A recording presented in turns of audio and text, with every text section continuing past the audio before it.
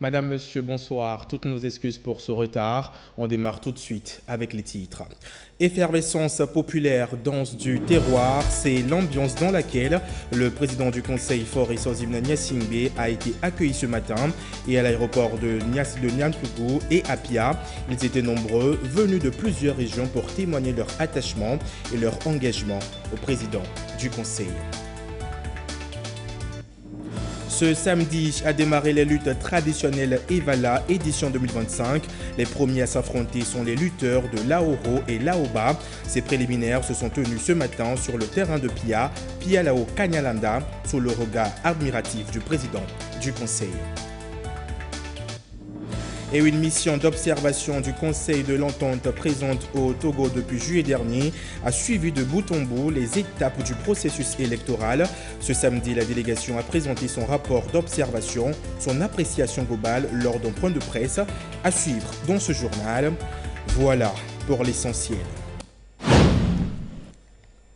Rebonsoir à tous, vous suivez le 20h.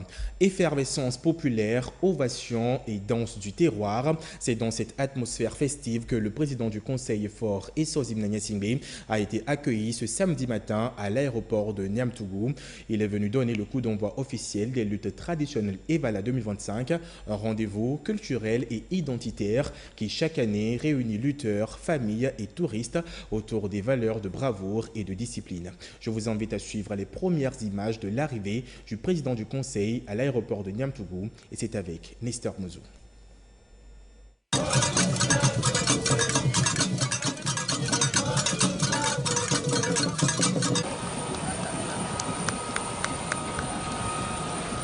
C'est un accueil digne des grands rendez-vous que les populations des régions Savane, Kara et Centrale ont réservé au président du Conseil, Fort Eswazimna Gnassingbé. À l'aéroport de Niamtougou, autorités locales et foules en liesse ont convergé pour saluer un homme dont l'attachement à la paix et à la prospérité du Togo ne font plus l'ombre d'un doute.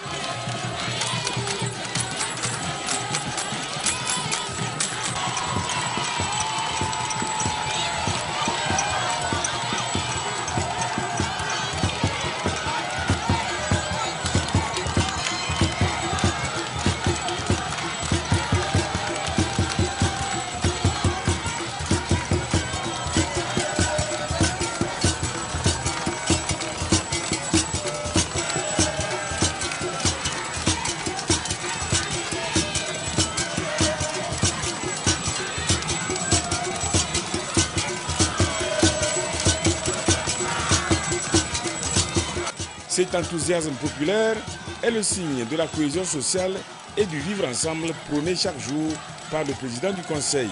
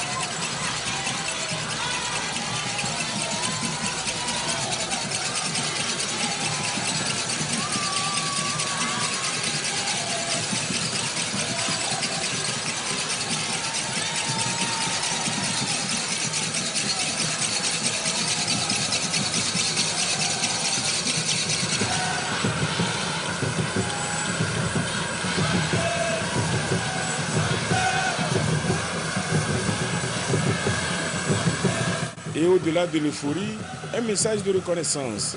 À travers cet accueil sincère et haut en couleur, les populations veulent aussi saluer la politique de valorisation de la culture nationale impulsée au sommet de l'État. Une culture togolaise qui s'apprête à rayonner une fois encore à travers les luttes traditionnelles et les festivités des Evala dans la préfecture de la Kosa.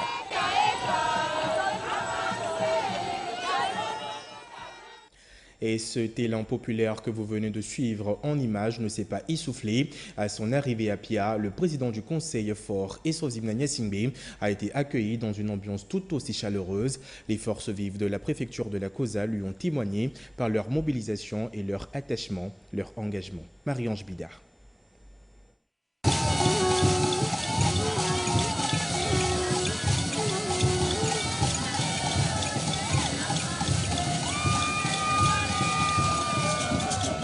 C'est une mobilisation des grands jours.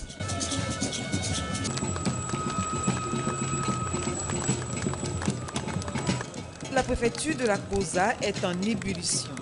Elle accueille le président du conseil, Faure Essozina Ignasimbi.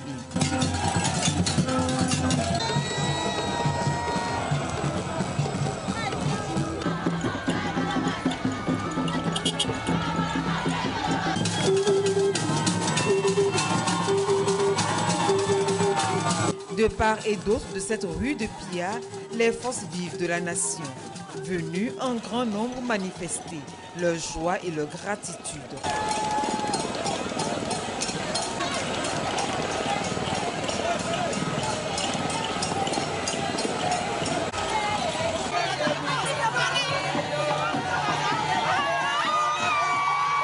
Sur les banderoles, des messages expriment l'adhésion totale des populations à la politique de paix, d'inclusion et de sécurité du président du Conseil, Faure Essozina Ignasimbi.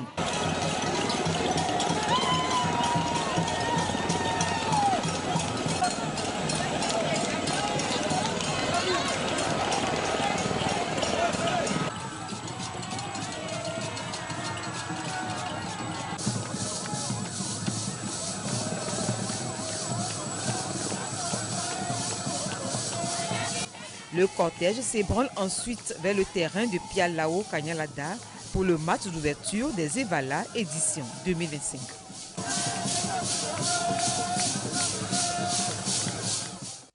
Et comme vient de le dire Marie-Ange Bida dans son reportage, rendons-nous à présent sur le terrain de Pialao Kanyalada où se sont tenus les préliminaires des luttes Evala. Les premiers à s'affronter ont été les lutteurs de Laoro qui ont affronté ceux de Laoba sous le regard admiratif du président du conseil Faure Essozina Ignasimbi dont la valorisation de la culture et la sauvegarde de la mémoire demeurent plus qu'une priorité. Ulrich Amega.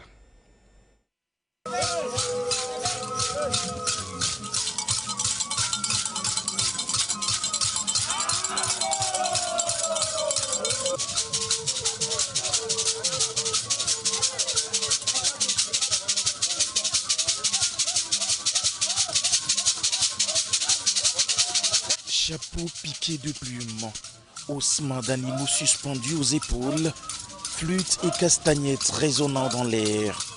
À Kanyalada, la tradition a repris ses droits. Le peuple kabyé, fidèle au rendez-vous, fait vibrer le terrain de l'école primaire publique au rythme des chants du terroir.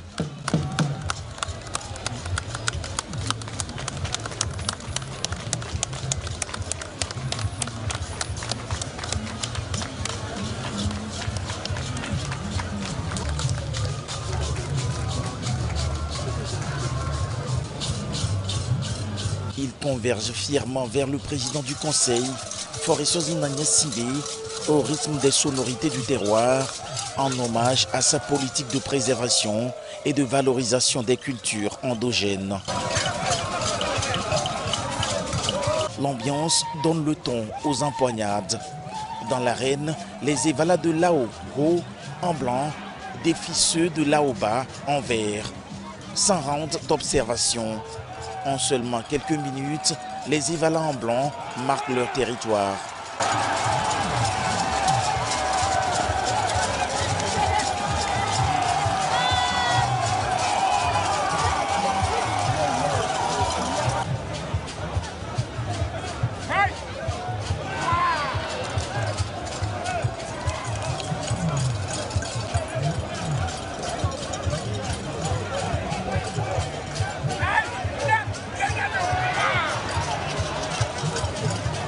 Les jeunes initiés rivalisent avec ardeur, adresse, souplesse et ruse.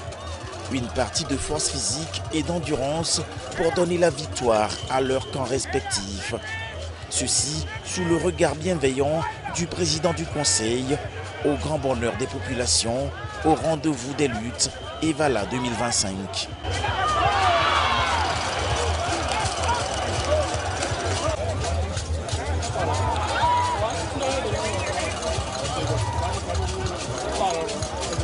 Véritable rite initiatique du jeune garçon de 18 ans, nommé Evalou, les luttes traditionnelles représentent la manifestation culturelle la plus populaire en pays kabyé. Une initiation par laquelle les jeunes se préparent à entrer dans la classe des adultes, prêts à défendre leur village.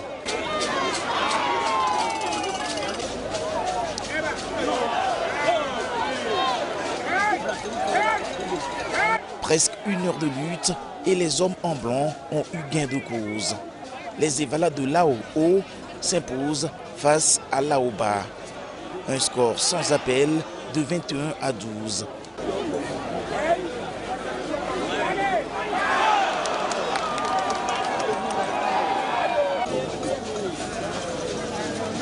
Chez les Ahosa, les cadets, c'est une bataille assez rude. Mais la bravoure des cadets de Lao-Bas a pris le pas sur les Blancs sur un score serré de 15-13.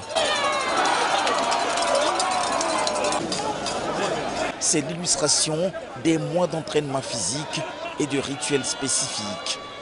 Loin d'une compétition, Evala reste un rite ancestral classé depuis 2020 au patrimoine culturel immatériel du Togo, traduisant la volonté du président du Conseil à sauvegarder et à perpétuer nos traditions et cultures.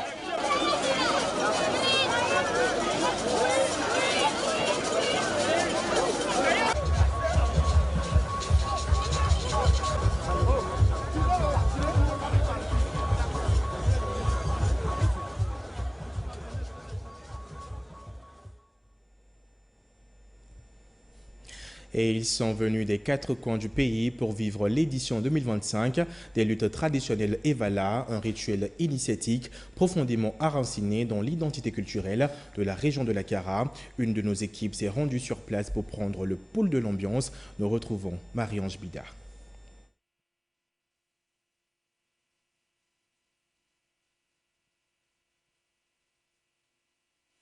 Nous sommes ici à l'emblématique Carrefour Tomde à Kara, la ville des Monts Kabyé, située à plus de 400 km de Lomé, la capitale togolaise. À partir de ce samedi, les luttes Evala, édition 2025, ont démarré pendant plus de semaines. Le spectacle de ce rite initiatique du jeune Kabyé va drainer les foules autour des arènes un peu partout dans la ville de Kara. Pour ce premier jour, les attentions étaient focalisées sur les préliminaires de Pia, avant les empoignades, de l'ambiance dans la pure tradition kabyé.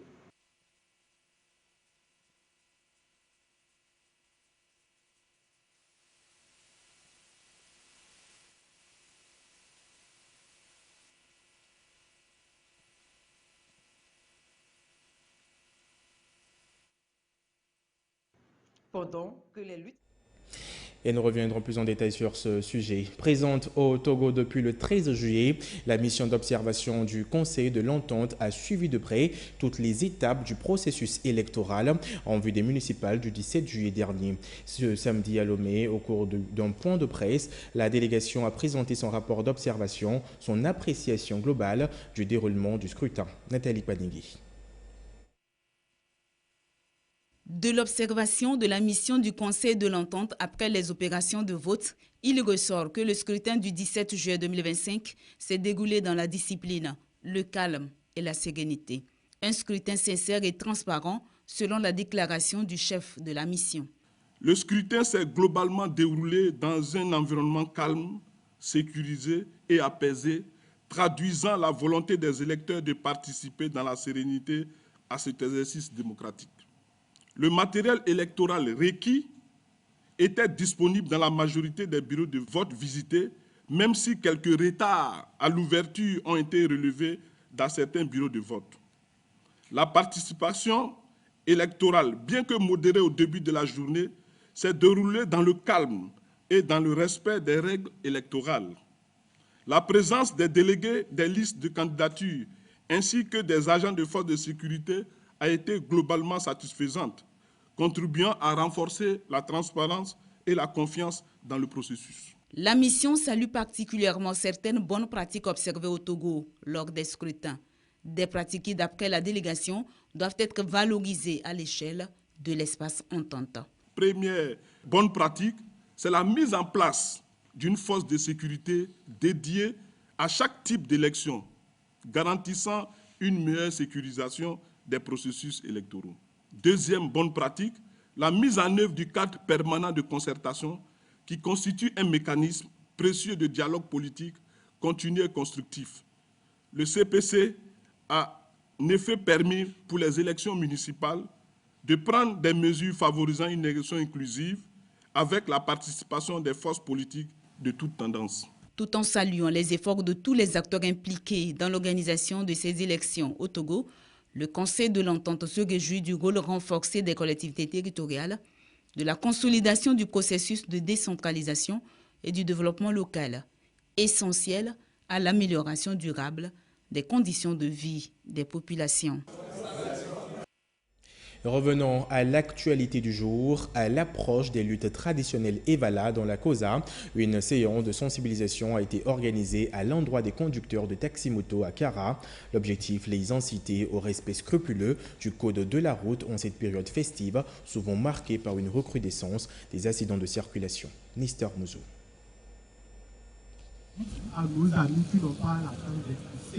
La période choisie pour cette séance de sensibilisation des conducteurs de taxi-moto n'est pas due au hasard.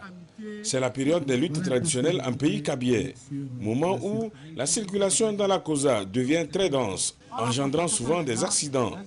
Citoyens de la route et ses partenaires Mistral Agence et le pool TPVM VTJE parient sur 0 accident cette année lors des Evala. C'est en vue d'atteindre cet objectif qu'ils ont tenu cette séance de sensibilisation à l'endroit des conducteurs de taxi-moto le plus souvent impliqués dans les accidents de circulation. Qu'on puisse fêter Evala cette année sans accident. Vraiment, c'est l'objectif. C'est ce qui nous amène chaque année à venir ici, à la veille des fêtes Evala. Les motocyclistes dans notre pays, ils sont impliqués dans les cas d'accident à plus de 70%. Et donc, il va falloir que cette courbe-là change. Au cours de la séance de sensibilisation, des casques ont été distribués aux responsables des sections du syndicat des conducteurs des engins à 2 roues de la préfecture de la Kosa. Ce cadeau sera étendu aux autres membres du syndicat durant les luttes Evala. À cette période, ils s'approchent de nous pour nous faire un rappel sur le code de la route et l'importance d'assurer nos motos. La particularité cette fois-ci, ils sont venus avec un échantillon de casques, ce qui nous va droit au cœur. C'est l'outil de notre travail. Merci à eux. C'est avec un grand plaisir que nous avons participé à cette importante activité de sensibilisation sur les règles élémentaires du code de la route et de la prudence en circulation urbaine. J'exprime au nom de la municipalité toute notre gratitude à l'initiateur pour cette séance très riche en échange. Ne jamais conduire sous l'emprise de l'alcool, porter toujours le casque, respecter les limitations de vitesse et les feux de signalisation. Autant de conseils qui ont été donnés aux conducteurs de taxi-moto. Avant de repartir, ils ont été soumis à un exercice pratique de conduite préventive. Et à l'international, précisément au Mozambique, un jeune inventeur a conçu des lunettes intelligentes destinées à faciliter la vie des personnes aveugles. Cette innovation promet de redonner autonomie et confiance à ceux privés de la vue. Reportage. Armando Chao a perdu la vue à 20 ans à la suite d'une maladie. Depuis, ce père de famille, 45 ans aujourd'hui, n'a jamais marché sans canne ou sans l'aide d'un tiers. Il s'y risque ce jour-là grâce à des lunettes intelligentes. Quand je me tourne comme ça, les lunettes m'indiquent qu'il y a un mur ici, à côté. En avançant comme ça, je le sens près de moi, mais les lunettes me disent que je fais bien, il n'y a pas d'obstacle. Le mur est ici. Si je me tourne comme ça, je peux le toucher, donc en avançant comme ça, c'est calme. Armando Chao teste le dernier prototype de ces lunettes, équipées de capteurs qui détectent les obstacles et alertent leur utilisateur par vibration. La batterie est fixée à une sangle à l'épaule. Leur concepteur, c'est cet étudiant en robotique et ingénierie électronique, João Rego, qui file dans les rues de Maputo. Le déclic, Il l'a eu en voyant un jour une femme malvoyante tomber dans une rue animée de la capitale mozambicaine. Depuis, il ne cesse d'améliorer ses lunettes intelligentes. Il a installé son atelier chez lui, dans le salon de sa mère. Cette dernière version couvre un champ de vision élargi à 120 degrés. Mais elle a aussi d'autres particularités.